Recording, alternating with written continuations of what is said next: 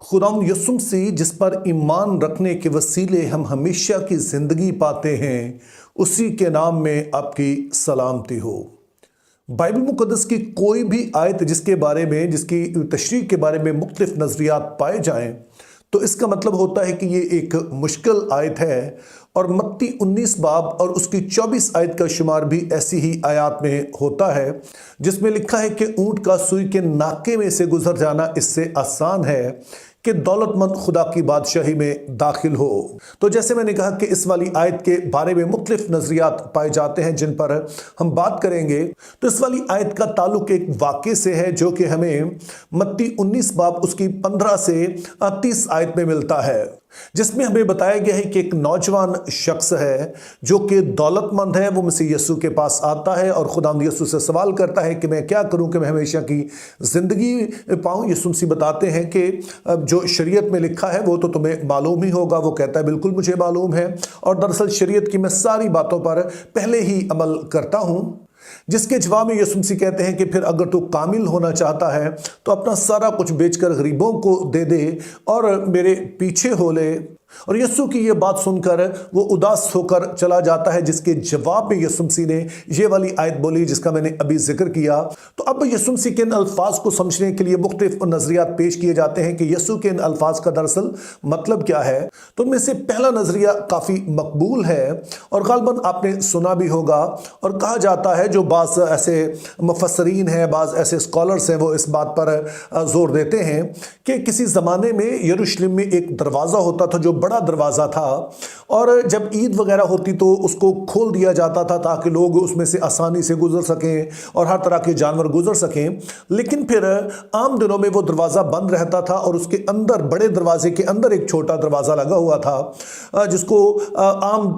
दरफ्त के लिए, पैदल चलने वाले लोगों के लिए खोल दिया जाता था ताकि वो गुजर सकें। और चूंकि ये छोटा दरवाज़ा बड़े दरवाजे का हिस्सा था तो ऐसा ही लगता था कि जैसे ये सुई का नाका हो, तो इसलिए इस दरवाजे का नाम सुई का नाका ही पड़ गया। तो लोग जो इस तरह से तफसीर करते हैं, उनका मानना है कि जब यीशु ने अल्फाज कहे तो यीशु मसीह का कहना था कि दौलतमंद के लिए खुदा की बादशाही में दाखिल होना उस ऊंट की तरह है जो शायद फंस फंसा के गुजर जाए, लेकिन ऐसा नहीं है कि वो बिल्कुल दाखिल ही ना हो सके। तमाम मोतबर तरीन उलमा जो है जैसे कि R.T. फ्रांस हैं, वो इस नज़रिए को कबूल नहीं करते हैं, और उसकी वजह यह है कि हमारे पास कोई ऐसा सबूत नहीं है, कोई ऐसा डॉक्यूमेंट मौजूद नहीं है जिसमें बताया गया हो कि यरूशलेम में कोई ऐसा दरवाज़ा मौजूद था। और फिर दूसरी तरह के उलमा वो हैं जिनको हम आज़ाद ख्याल उलमा कहते हैं। इनसे मुराद होती है जो बाइबल की सदाकत के पूरी तरह से कायल नहीं होते हैं, कि जैसे बाइबल वो नहीं समझते हैं कि बाइबल लाखता है। इसलिए उनका कहना है कि यहाँ पर जो लफ्ज़ हम ऊंट कह रहे हैं, जो यूनानी जुबान में कैमेलॉस है, KAMELOS, एम के बाद ई को ज़रा सामने रखिएगा, ये वाला लफ्ज़ इस्तेमाल हुआ है यहाँ पर आमतौर पर जिसका तर्जमा ऊंट किया जाता है। तो वो कहते हैं कि शायद ये गलती से यहाँ पर कैमेलॉस लिखा गया है, यहाँ पे कैमीलॉस होना चाहिए, यानी कि KAMILOS, यानी कि एम के बाद यहाँ पर आई आ रहा है जिसका मतलब रस्सी होता है। तो वो कहते हैं कि ये होना चाहिए, जिसका मतलब फिर से वही बनता है कि अगरचे एक रस्सी का भी सुई के नाके में से गुजरना आसान नहीं है, लेकिन अगर बहुत कोई बारीक रस्सी हो तो किसी तरह से फंस फुंस कर वो निकल ही जाएगी। तो वो कहते हैं कि बेसिकली इसका ये मतलब होना चाहिए, लेकिन इसको स्ट्रेट अवे रिजेक्ट कर दिया जाता है क्योंकि ये बाइबल की सदाकत पर ही शक है, कि हम जानते हैं कि जो यहाँ लिखा है कैमेलॉस लिखा है यही ठीक लफ्ज़ है। फिर हमारे पास फिर तीसरा नजरिया रह जाता है कि जो कुछ यीशु मसीह ने कहा है हमें इसको इसी तरह से समझना चाहिए, यानी कि यीशु मसीह उस जमाने में पाए जाने वाला जो सबसे बड़ा जानवर था यानी ऊंट, उसको सामने रखकर कह रहे हैं कि उसका उस सुई के नाके में से, कि सुई कितनी भी बड़ी हो, बहुत जाहिर है कि उनके मुकाबले में छोटी होती है, तो उसमें से गुजरना नामुमकिन सी बात होती है। तो यही यीशु मसीह का असल में यहाँ पर कहना है कि एक दौलतमंद शख्स का खुदा की बादशाही में उतना ही नामुमकिन है जितना कि ऊंट सुई के नाके में से गुजर जाए। लेकिन यहां पर फिर हमारे लिए दूसरा सवाल पैदा हो जाता है कि क्या बाइबल का खुदा नहीं चाहता है कि उसके लोग दौलतमंद हो, उनके पास रुपया पैसा हो, या फिर अगर कोई दौलतमंद है तो क्या उसके लिए लाजमी होगा कि वो अपना सारा कुछ बेचकर एक गुर्बत की जिंदगी इख्तियार करे और फिर वो खुदा की बादशाही में दाखिल हो सकता है? तो इस बात को बेहतर तौर पर समझने के लिए हम वही तरीका इस्तेमाल करेंगे जो हम हमेशा करते हैं, यानी कि हम इसका सियाको सबाक देखेंगे और उसकी रोशनी में इस आयत को समझने की कोशिश करेंगे।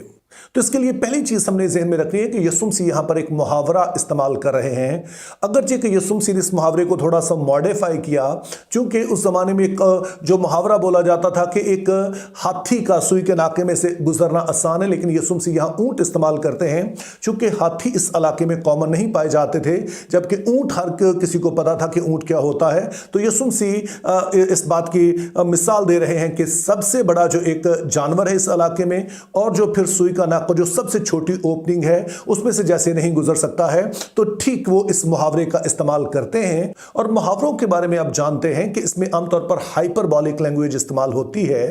यानी कि इसमें बात को जानबूझ के बढ़ा चढ़ाकर पेश किया जाता है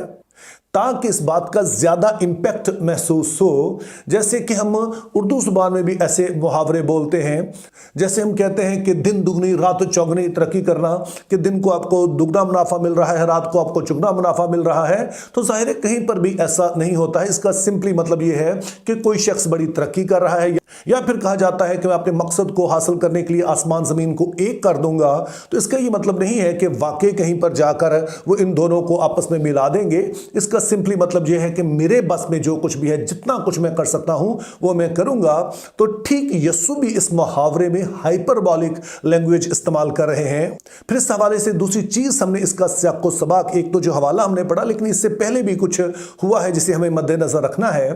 कि यीशु मसीह जब अपने शागिर्दों को तालीम दे रहे हैं तो लोग यीशु मसीह के पास बच्चों को लाना चाहते हैं, लेकिन शागिर्द उन लोगों को झिड़कते हैं और उनसे कहते हैं कि यीशु मसीह बड़ी स्पेशल डिस्कशन में बिजी हैं, तो अभी आप बच्चों को ना लेकर आएं। लेकिन जब यीशु को इस बात का पता चलता है तो वो शागिर्दों को बड़ी सख्ती से डांटते हैं, यीशु उनसे बहुत नाराज होते हैं, और फिर वो बच्चों को अपने पास बुलाते हैं और उन पर हाथ रख के उन्हें बरकत देते हैं और कहते हैं कि आसमान की बादशाही जो है वो ऐसों ही की है। जिससे उनकी मुराद ये है कि जैसे इन बच्चों के पास कुछ भी नहीं है, ये पूरी तरह से दूसरों पर डिपेंडेंट हैं अपने हर फैसले के लिए, अपनी हर जरूरत के लिए। तो जो कोई खुदा की बादशाही में दाखिल होना चाहता है उसकी हालत, रूहानी हालत भी ऐसी ही होनी चाहिए कि वो किसी भी चीज पर फख्र करके, किसी भी चीज पर भरोसा करके ना आए। तो जो कोई इस तरह से आता है वही खुदा की बादशाही का वारिस बनता है। और उसके फौरन बाद फिर ये वाकया है कि जहां पर एक नौजवान आता है जो दौलतमंद है और जिसका दावा है कि मैं खुदा की पूरी मर्जी पर चलता हूं। और फिर उस जमाने में दो तरह के लोगों की बड़ी इज्जत की जाती थी। एक तो वो जिनके बारे में लोग समझते थे कि ये शरीयत को बहुत फॉलो कर रहे हैं, जैसे कि फकीह और फीसी थे, और दूसरे वो जो कि दौलतमंद होते थे, चूंकि ख्याल ये पाया जाता था कि इन पर खुदा का खास तरह का फजल है। और ये नौजवान जो खुदा यीशु के पास आया है, इसमें तो हमें दोनों ही खसूसियात नजर आती हैं। जैसे उसने कहा भी कि मैं शरीयत पर अमल करता हूं, और वो दौलतमंद भी है। और जब यीशु से ये अल्फाज उसके लिए बोलते हैं तो शागिर्दों के लिए ये बात बहुत हैरानी की है। और फिर तीसरी बात हमें बताई गई है कि जब शागिर्द हैरान होकर पूछते हैं कि फिर कौन नजात पा सकता है, तो यीशु मसीह का कहना है कि इंसान से तो ये नहीं हो सकता है, लेकिन खुदा से सब कुछ हो सकता है। इससे मुराद यह है कि इससे फर्क नहीं पड़ता है कि कोई शख्स गरीब है, अमीर है। असल फर्क इससे पड़ता है कि क्या वो खुदा के इस तोहफे को कबूल करने के लिए तैयार है या नहीं है। और मेरा ईमान है कि आप मसीही इल्म इलाही की इस बुनियादी तालीम से वाकिफ होंगे कि कोई भी शख्स हो, वो सिर्फ खुदा के फजल से, मसीह पर ईमान लाने के वसीले से वो नजात पाता है, ना कि अपनी किसी भी खूबी के सबब से। और फिर चौथी बात आपने याद रखनी है कि यीशु मसीह इस बात को भी वाज़ेह तौर पर बताते रहे कि कोई भी शख्स दो मालिकों की खिदमत नहीं कर सकता है, यानी कि वो खुदा और दौलत दोनों की खिदमत नहीं कर सकता है, दोनों को अपना मालिक नहीं मान सकता है। और मालिक से मुराद होता है वो शख्स जिसकी मर्जी के मुताबिक हम चलते हैं, या दूसरे अल्फाज में कहें कि कोई भी शख्स या कोई भी चीज जिसको सामने रखकर हम फैसले करते हैं, जो हमारे फैसलों पर असरअंदाज होती है चीज, वही हमारा मालिक बन जाती है। अब यहां पर याद रहे कि यह नौजवान यीशु के पास आया था ये पूछने के लिए कि मैं किस तरह से निजात पा सकता हूं, हमेशा की जिंदगी पा सकता हूं, खुदा की बादशाही में दाखिल हो सकता हूं। तो यीशु मसीह ने जब इसे बताया कि खुदा की मर्जी जो है उस पर चल, तो इसने कहा मैं तो खुदा की मर्जी पर चल रहा हूं। तो यीशु मसीह का अब यहां पे कहना है कि अब खुदा की मर्जी यह है कि मेरे पीछे हो ले, मुझे अपना मालिक, मुझे अपना खुदावन मान।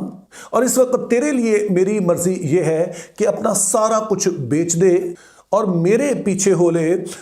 इससे पता चल जाएगा तो खुदा की कितनी मर्जी पर अमल करता है। लेकिन यहां पर वाज़ेह है कि वो यीशु मसीह को अपना मालिक, अपना खुदावन नहीं मानना चाहता है, बल्कि वो दौलत को ही अपना मालिक रखना चाहता है, इसीलिए वो उदास होकर चला जाता है। तो इस तरह से मेरे अजीजों, जब यीशु मसीह ये वाले अल्फाज बोलते हैं कि ऊंट का सुई के नाके में से गुजर जाना इससे आसान है कि दौलतमंद खुदा की बादशाही में दाखिल हों, तो ये एक मुहावरा है, हाइपरबॉलिक लैंग्वेज है। यहां पर इस दौलतमंद का मुआवजा उन बच्चों के साथ किया गया है जिनके पास देने के लिए कुछ नहीं है, जिसका आइडिया ये है कि चाहे कोई भी हो, चाहे किसी के पास दौलत हो या ना हो, खुदा पर भरोसा ही है जो कि उसे निजात दे सकता है। ताहम खुदा के लोग होने के नाते हमने इस बात को भी ध्यान में रखना है कि हमारी ज़िंदगी के जो भी फैसले हैं, जो भी हम कदम उठाते हैं, उनमें मसीह की मर्जी शामिल हो, उसके ताबे होकर हमने उठाने हैं, ना कि दौलत को सामने रख कर या दौलत हमारे फैसलों पर असरअंदाज हो। जब हम ऐसा करेंगे तो दरअसल यीशु को ही हम अपना मालिक बनाएंगे, चूंकि हम दो तरह के मालिकों की खिदमत नहीं कर सकते हैं। Think biblically, live purposefully, have a very good day.